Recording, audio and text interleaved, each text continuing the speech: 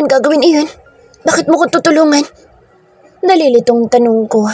Mabait siya at wala siyang ibang ginawa kundi tulungan ako noon pa man. Ngunit ang umabot sa puntong itatago niya ako ay hindi ko maunawaan. Napahilot si Joshua sa sentido bago muling nagsalita. Ayoko na sanang balikan ang nakaraan ko pero para sa'yo ay aaminin ko na ngayon. Hindi akong tunay na anak ng may-ari ng resort na ito. Amin niya. Nanatiling nakakunot ang noo ko habang nakatitig sa kanya. Hindi ko pa rin maunawaan ang nais niyang iparating.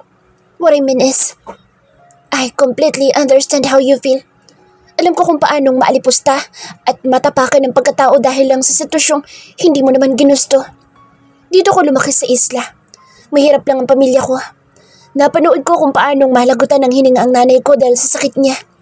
Ni hindi man lang namin siya magawang maipagamot noon. Anya na nag-ulap ang mga mata. Saglit siyang tumigil at tumulala sa hangin. Waray ang isip niya ay bumalik sa nakaraan. Nagsumikap ako noon para sa pangarap ko pero kulang pa rin. Hindi pa rin ako karapat-dapat sa kanila. Sambit niya na hindi naman sinabi kung sino ang tinutukoy. Naguguluhan ako sa sinabi niya. Hindi ko maunawaan iyon pero hindi ako nagkomento. Tinitigan niya ako muli bago nagsalita. Swerte ko lang na may taong nakapansin sa kakayahan ko. Inampun niya ako at tinuro ang magnegosyo at ngayon nga ipinagkatiwala sa akin ang pagpapatakbo nitong resort. Nasa US siya ngayon, naninirahan. Alam kong hindi tayo pareho ng kapalaran at gusto kong matulungan ka sana. Pero, sigurado ka ba? Oo naman. Alam ko nasasaktan ka sa mga nangyari sa'yo, kaya ayaw mo na siyang balikan. Hindi akong tulungan ka hanggat gusto mo. Nabalot ako ng kalituhan. Pag-iisipan ko, Joshua. Nakakahiya dahil wala naman ako may gaganti sa kabutihan mo. Mahinang sambit ko. Gusto ko lang sumunod sa yapak ng taong tumulong sa akin, Andy. Gusto kong makatulong sa mga taong alam ko nangangailangan. Sagot niya na noon ay titig na titig sa akin. Hindi ko maiwasang mapatulala sa kanya. Noon ko pa naman napapansin na gwapo siya. Taliwas kay Calvin. Maamo ang mapupungay niyang mata. Matangkad siya at halatang batak sa trabaho ang katawan. Naunawaan ko na kung bakit hindi pala siya likas na anak mayaman. Kaya din pala ganoon na lang kagustuhan niyang ang mga empleyado at mga gamit dito sa resort ay dito lang din magmumula sa isla at hindi na aangkatin pa sa ibang lugar. Likas pala sa kanya ang tumulong sa mga mamamayan dito. Sabihin mo lang, Andy, sa akin kung tatanggapin mong inaalokong tulong. Ulit niya. Okay. Mahinang sagot ko. Bakit ngayon naman ako parang nag-aalangan na lumayo? May parte sa isip ko ang gustong makausap ang muli ang asawa ko. Ilang araw pa lang kami nagkikitang muli ngunit kasabay noon ay ang pagsibol ng pagnanais kong masagot ang mga tanong sa aking isipan. Pag-iisipan ko munang mabuti, Joshua. Saudi, sagot ko. Tumango siya at tipid na ngumiti. Naintindihan ko. Asawa mo siya kaya mahirap sa iyong talikuran siya basta.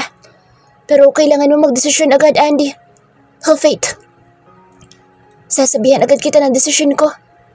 Sagot ko saka nagpaalam na. Umalik na ako sa duty ko at lumipas ang maghapon na hindi ko na namataan si Calvin. Hindi ko may paliwanag ang kakaibang lungkot na nararamdaman. Natapos na lang ang maghapon kong trabaho nang hindi ko na nakita kahit ni anino niya. Papalabas na ako ng hotel para umuwi nang may tumigil na magarang sasakyan sa harapan. Noong una hindi ko pinansin iyon. Narinig kong bumukas ang pinto ng sasakyan kaya saglit na napatingin ako sa bumaba buhat doon. Nalaglag ang pangako pagkakita sa babae at lalaki na nasa harapan ko.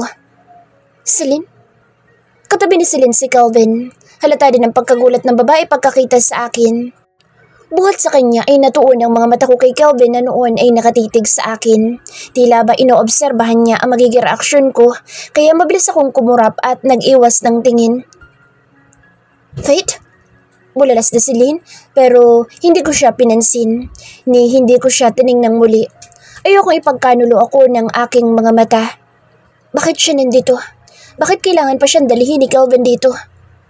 Hindi ko mapigilan ang pagsungaw ng mga luha sa aking mga mata. Parang pinipiga ang puso ko. So, hindi ka na nakatiis? Are you worried that someone will steal Calvin from you? Nagulat ako pagkarinig sa boses ni Joshua. Paglingon ko'y nakita ko siyang nakatayo di kalayuan sa akin. Humakbang siyang papalapit sa amin habang ang mga mata ay hindi inaalis kay Celine. Nababanaag ko ang galit buhat sa mga mata niya. Nalilitong nilingon kong muli si Celine. Siya naman ay parang itinulos sa kinatatayuan. Nalalaka ang mga mata niya habang nakatitig sa amin. Napakapit din siya sa braso ni Kelvin na noon ay nasa tabi niya. Kunutong napatingin ako kay Joshua at hindi maalis sa akin ang pagdududa sa reaksyon niya. Magkakilala ba sila ni Celine? Joshua grabbed my hand. Natuo na nag-aapoy ng mga mata ni Kelvin sa magkahawak naming kamay pero umasta akong hindi apektado kahit pa nga litong-lito ako. Iginiyan ako ni Joshua palabas ng hotel at batid kong nakasunod sa amin ang tingin si Kelvin. Kilala mo ba si Celine? Tanong ko sa kanya nang makalayo na kami. Of course, siya ang babae ng asawa mo. Mahina niyang tugon. Pilit man niyang itago ay ramdam ko ang galit sa boses niya. Bakit parang galit ka? Nag-aalangang tanong ko. Bakit? Ikaw ba'y hindi nagagalit sa kanila? Balik na tanong niya. Hindi ako nakaimik agad. Oo nga at masama ang loob ko. Pero dahil ako si Andy ngayon ay hindi ko maaaring ipakita iyon. Kaya kanila inaabuso eh. Yamot na bulong pa niya. Hindi ko alam kung anong pumasok sa isip ni Joshua pero inihatid na niya ako sa aking bahay na tinutuluyan. Andy, nandito na sila. Hinahabol ka na ng iyong nakaraan. Liza informed me that public consultation for Kelvin's project on this island is tomorrow. Kaya siguro nandito si Celine para humarap na bagong asawa ng Kelvin na iyon. Mahabang paliwanag ni Joshua. Si Miss Liza, ang hotel manager na kausap ni Kelvin noong araw na una kami magkita. Hindi maiwasang masaktan pa rin ako sa sinabi niya. Si Celine? Haharap bilang asawa ni Kelvin? Pero sabi ni Kelvin ay single siya. Sambit ko. Hindi ko alam kung bakit ko ba ipinagtatanggol si Kelvin ngayon. Heto na naman ako at kay bilis na nahuhulog sa kanya. Of course, they will not reveal their relationship to the public. Madudungisan ang pangalan niya. Pero alam iyon ang karamihan sa mga kasamahan niya sa negosyo. Just so you know, Celine gave birth to their child. Para naman sinaksak ang puso ko. Hindi ko na alam kung anong paniniwalaan ko. Parang pumitik ang ulo ko at gusto ko nalang magkulong sa kwarto. Kung hindi lang nakakahiya ay gusto ko nang itaboy maging si Joshua paalis. Nalilito ako sa mga sinasabi niya na taliwas sa sinasabi ni Kelvin. I am sorry. I didn't mean to hurt you. Maya-maya ay sambit niya. Marahil ay napansin niya ang pananahimik ko. Okay lang. Gusto ko na sana magpahinga. Napapagod ako sa mga nangyayari at ang sakit na ng ulo ko. Sure, magpahinga ka na. Akmang paalis na siya nang muli niya akong lingunin. Yung inaalok ko sa'yo, Andy. Pag-isipan mong buti. Paalala niya. Oo, pag-iisipan ko ngayon magdamag. Bukas din ay malalaman mo ang sagot. Tumango lang si Joshua saka nagpaalam. Pagkaalis niya ay parang napapagod na napaupo ako sa maliit na sofa sa aking munting tinutuluyan. Litong-lito ako sa mga nangyayari. Sobrang gulo na naman ang sitwasyon at isipan ko. Ilang araw pa lang ang lumilipas pero bumabalik na naman lahat ng sakit na pilit ko nang kinakalimutan. Hanggang sa sumapit ang panibagong umaga ay hindi pa rin ako nakakagawa ng desisyon. May bahagi ng utak ko ang nagsasabing gusto ko pang makita si Kelvin kahit sa huling pagkakataon. Happy birthday po, Miss Liza! Maingi na bati ni Kelvin sa hotel manager namin. Tumango lang ang babae at tipid ng ngumiti. Bagamat kaarawan niya ngayon ay halata ang pagiging stress niya. Pagkadating pa lang namin ay panay na ang mando niya sa amin. Inilibot ko ang mata sa paligid ngunit hindi ko na mataan sa Joshua. Mami, paparating sila Gob at Mayor. Doon sila sa pinakamalaking hall kaya siguraduhin ninyong maayos na serbisyo doon. Seryosong bilin ni Miss Liza sa amin. Ay, ano naman pong ganap mamaya kapag very good ang service namin? Hirit pa rin ni Kelvin sa kanya. Sa amin lahat ay siya lang may lakas ng loob na bumanat kay Miss Liza. May small celebration tayo mamaya, basta walang aberiyang magaganap. Sagot ni Miss Liza, dahilan para mapapalakpak si Kevin. Kahit na mataray at stricto si Miss Liza ay marunong naman siyang mag-treat sa amin. Sa tuwina ay may pakain at konting inuman kapag may okasyon at kapag birthday niya. Sapat na iyon para mapasaya kami ng mga katrabaho ko. Andy, assist ka din doon sa event ha? Bilin niya sa akin. Gusto ko sana magprotesta ngunit alam ko namang hindi ko bababali ang salita ni Ms. Liza. Kung kaya tumango na lang ako. 10:00 ay nagtungo na kami ng isa ko pang kasama sa hall. Binuhay na namin ang air condition unit at nilinis ang lugar at siniguradong kompleto ang supplies sa mga restroom. Panay ang dating ng mga sasakyan at nakilala ko ang ilan sa mga dumating na empleyado ni Calvin. Halata ang pagkagulat nila pagkakita sa akin. Miss, ano pangalan mo? Tanong noong assistant ni Calvin na hindi na nakatiis. Andy. Bakit? Sagot ko. Pinanatili kong blanco expression at nakita ko nang mag-alangan siya. Wala, may kamukha ka lang kasi. Anya, maging siya ay parang litong-lito sa nakikita. Hindi na ako sumagot. Nagkunwari na lang ako na hindi apektado kahit papanay ang sulyap nila sa akin. Ngayon ko lubos na pinagsisisihan na dito ako napa-assign. Pagkagaling ko sa restroom ay narinig ko ang boss ni Miss Liza na kausap yung assistant ni Calvin. Please, let me know if you still have any concern.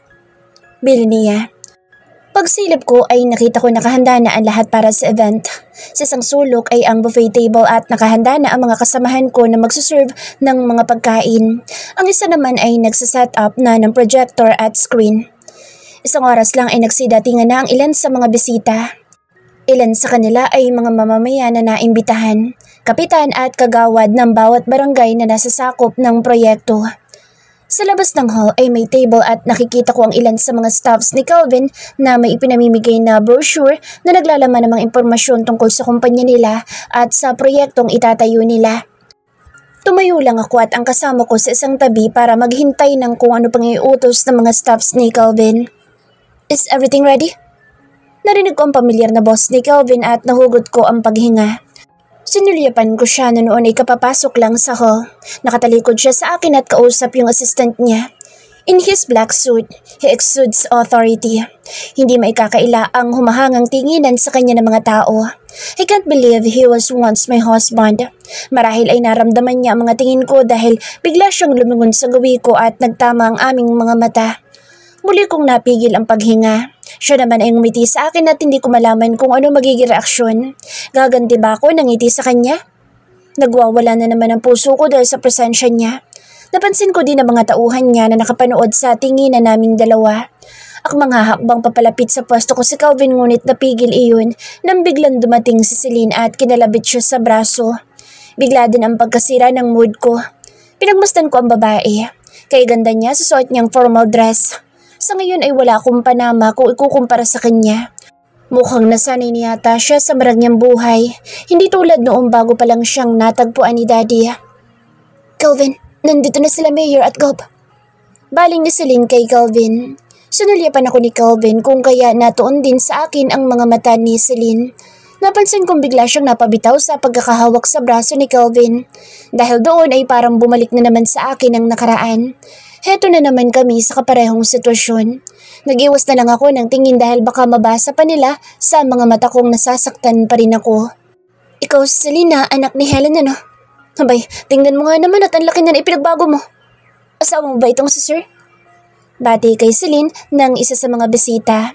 Napakunot ang noo ko sa narinig. Hindi ko din maiwasang masaktan sa tanong nito. Hindi ko po siya asawa. Tanggi ni Celine. Nasaan ang mama mo? Kumusta na siya? Tanong din noong isa pa. Bakit kilala si Celine ng mga taga rito?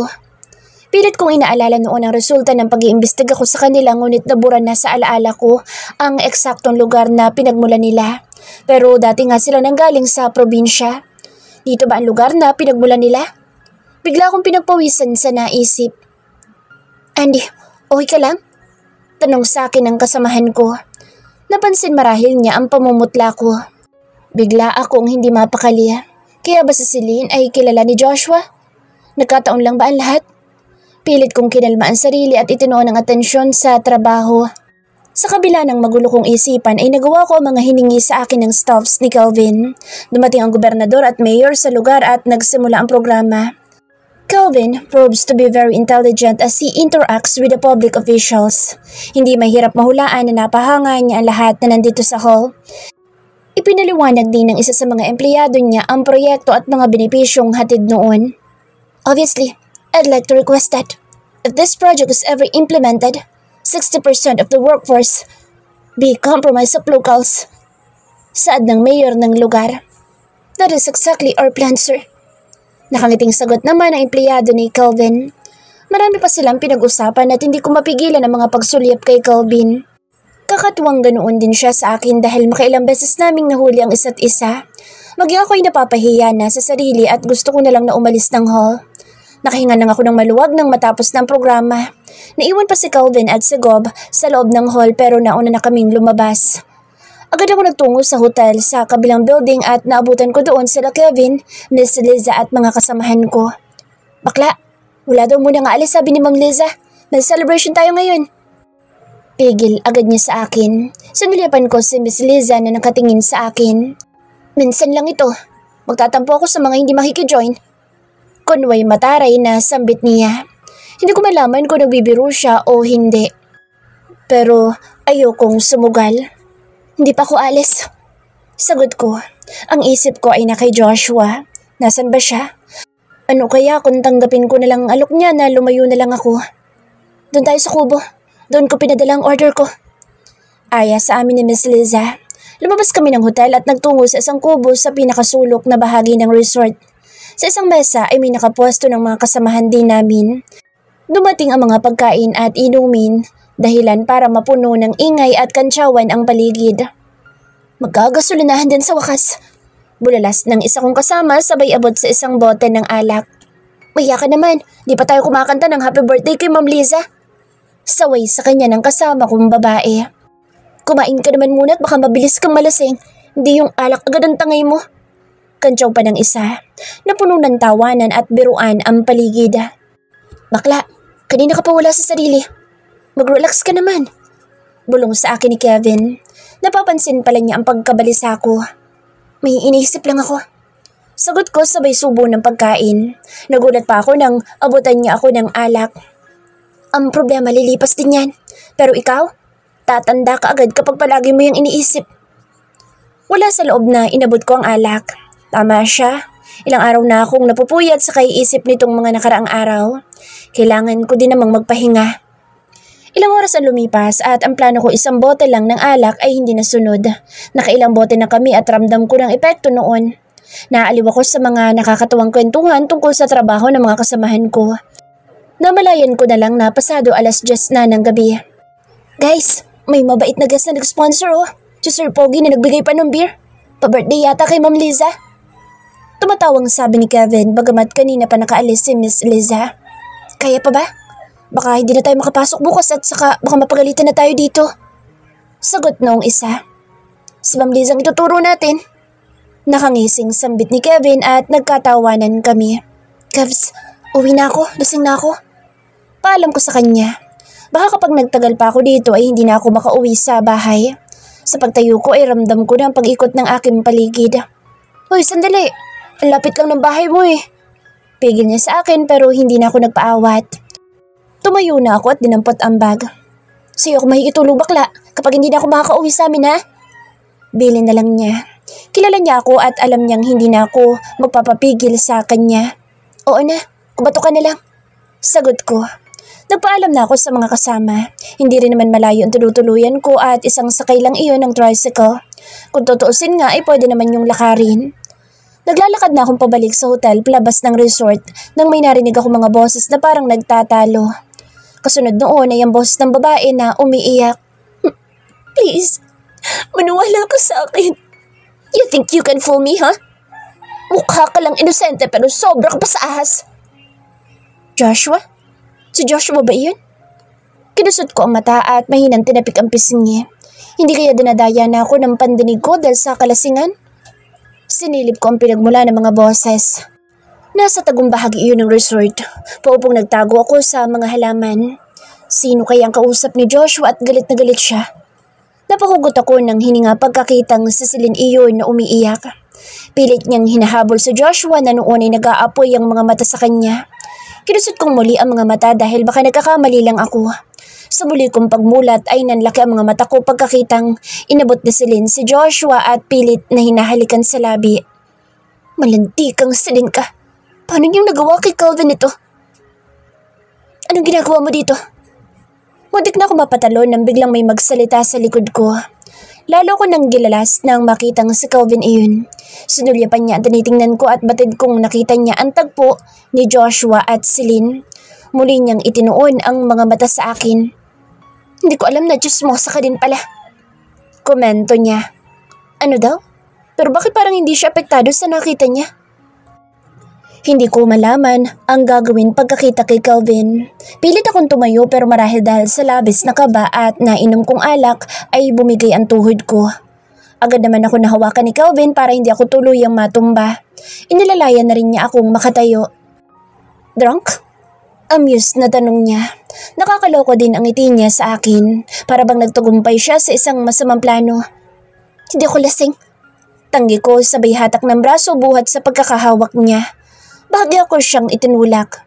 Ngayong kaharap ko na siya ay hindi ko mapigilan ng mainis kung bakit ba siya pa ang nakakita sa akin dito. Sinusundan talaga kita. Sagot niya na parang nabasa yata ang iniisip ko. At bakit mo ko sinusundan? Hindi ba dapat si Celine na binabantayan mo? Mataray na asik ko sa kanya. Muli ko siyang itinulak papalayo sa akin pero hindi siya nagpatinag.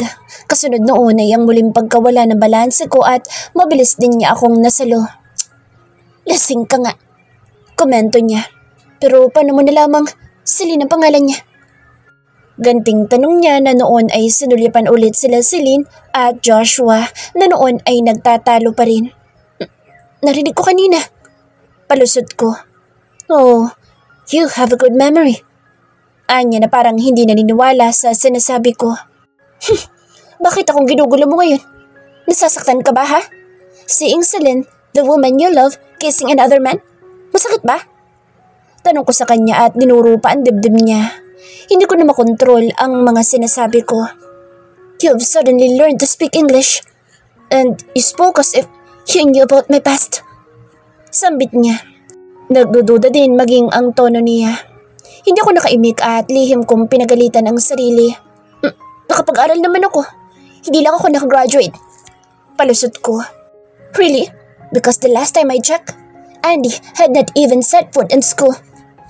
Anya. Shit, pinaimbestigahan na ba niya si Andy? Bakit ba ngayon ko pa siya nakausap kung kailan lasing na ako? Tinignan ko si Calvin at maging siya hindi ko na maaninaw masyado ang mukha. Kumawala ako sa pagkakahawak niya at pilit na naglakad palayo. Nakakadalawang hakbang pa lang ako nang muli niya akong hilahin. Nawalan ako ng balanse at wala na akong nagawa nang yakapin niya ako. His body heat is comfortingly familiar. Sa bawat segundo ay mas lalong tumitindi ang pangungulila ko sa kanya. Pero hindi pwede. Ayoko nang bumalik kami sa dati, lalo na sa sitwasyon namin ngayon. Nangingimi pa rin ang buo kong binti at mga kamay dahil sa alak. Involuntarily, I raised my head to meet his gaze and his dark eyes met mine. Hindi ko na matukoy ang samud-saring emosyon na nakalatag doon.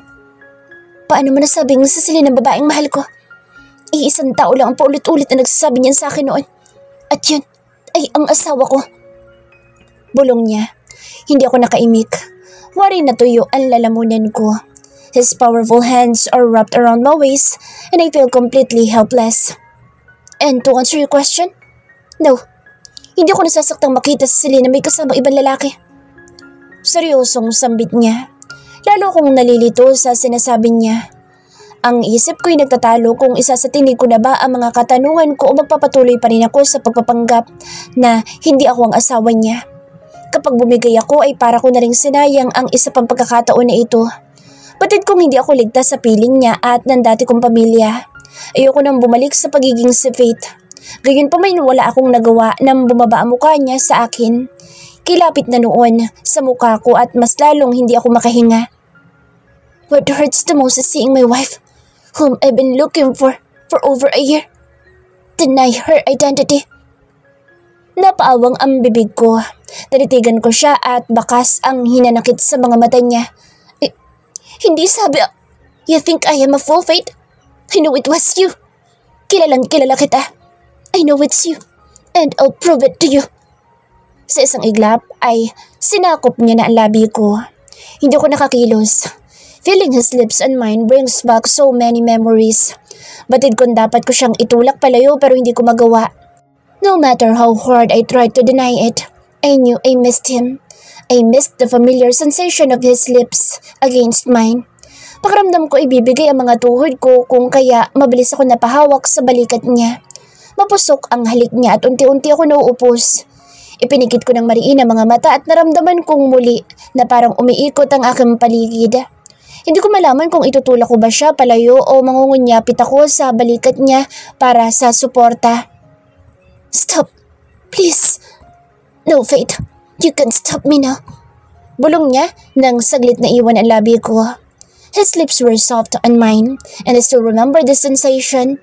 Lalo ko nalalasing sa ginagawa niya. Maliit na bahagi ng isip ko ang sumisigaw na mali ang ginagawa ko ngayon pero wala akong magawa.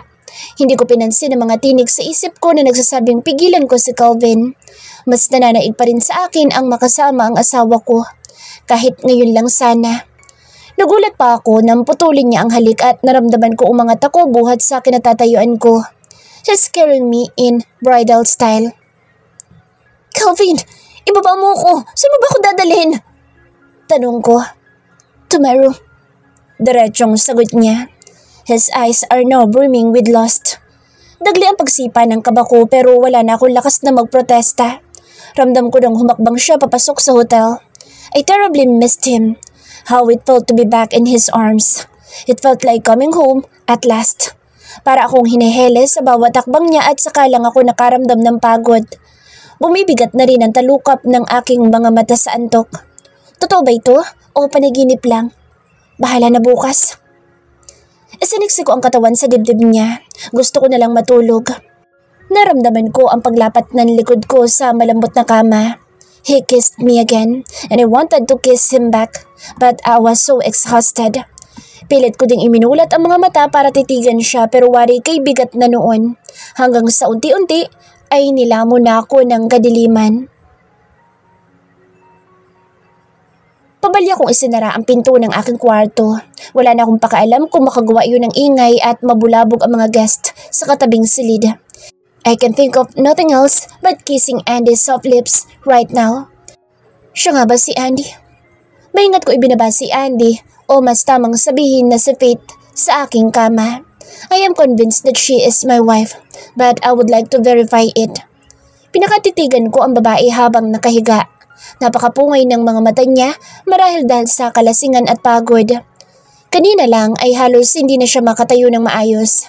She's obviously drunk, which works in my favor. Batid kong mali ang ginagawa ko ngayon. Dinala ko dito ang babae. Dito sa kwarto ko kahit pa hindi ako lubos na sigurado na siya nga si Faith. I know I shouldn't take advantage of her drunken state, but I have to. I couldn't think straight out of desperation. An opportunity presented itself and I didn't want to let it pass. I'll prove that she is my wife. Kanina habang kausap ko siya ay naririnig ko sa kanya si Faith. Her jealousy of Celine, the way she speaks everything. Nagsusumigaw na sa akin ang katotohanan sa pagkatao niya. Mahina siyang umungol. Hinawi ko ang ilang hibla ng buhok niyang nakatakip sa kanyang pisngi. Mariing nakapikit ang kanyang mga mata habang nakakunot ang noo. Para akong mababaliw habang pinagmamasdan lang siya. I still can't believe she's here with me. Akala ko noon na hindi ko na siya makikita pang muli. I took her lips once more. Ramdam ko ang mumunti niyang pagtugon sa mga halik ko. She really is my wife. Sigaw ng isip ko. I'll never forget how her lips tasted. I only needed to see one thing to confirm her identity. Hindi na ako nakapagpigil. Slowly, I unbuttoned her dress. Kay lakas ng kalabog ng aking dibdib habang inaalis ang suot niyang uniforme. Mahina siyang umungol at hinawakan ang kamay ko para pigilan sa ginagawa. Wag! Pakiusap niya sa kabila ng kalasingan. Sinulyapan ko siya pero nakapikit pa rin siya bagamat nakakunot ang noo. Mahina niya akong itinula kung kaya muli akong tumungo para halikan siya. I couldn't help but smile as she moaned at ipinagpatuloy ko ang pagubad sa damit niya sa kabila ng pagpigil niya. Bahala na. Sigurado ako magagalit siya. I'll face the consequences tomorrow. Tuluyan ko nang inalis ang damit niya. Nahantad sa akin ang mayaman niyang dibdib. I quickly searched for the specific birthmark on her left lower breast. Napigil ko ang paghinga nang makita ko iyon. Shit, there it is. I got the real proof I needed. She really is Faith. Hindi ko na kailangan ang resulta ng pagpapaimbestiga ko kay Andy. Ito pa lang ay sapat na. Hindi na siya makatatanggi sa akin. Bukas. Muli ko siyang hinalikan ngunit natigil ako nang hindi ko na nararamdaman ang pagtugon niya. Tinignan ko siya at napansin ko na ang payapang pagtaas-baba ng kanyang dibdib. Mahimbing na siyang natutulog.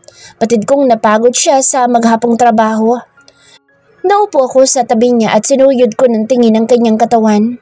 My body is reacting to the sight of her naked body. I can feel my growing manhood. Shit. I wanted to take her now, but I know it isn't a good idea. She's clearly tired. Ayoko ding isipin niyang pinagsasamantalahan ko siya. Isa pa ay kailangan muna namin mag-usap. Marami mga tanong sa isip ko. Muli kong itinuon ang mga mata sa mukha niya. In some ways, she is not the same Faith that I married. Her hair is no longer as shiny as it once was. Nawala na rin ang kulay noon. Hindi na ito tulad noon na alagang-alaga niya ang buhok. Inabot ko ang kamay niya at pinisil iyon. It isn't as soft as it used to be. Halata na batak siya sa trabaho. I understand she's been through a lot. Malayo sa kinalakhan niyang pamumuhay ang estado niya ngayon. Hinaplos ko ang pisngi niya at kinintalan iyon ng halik.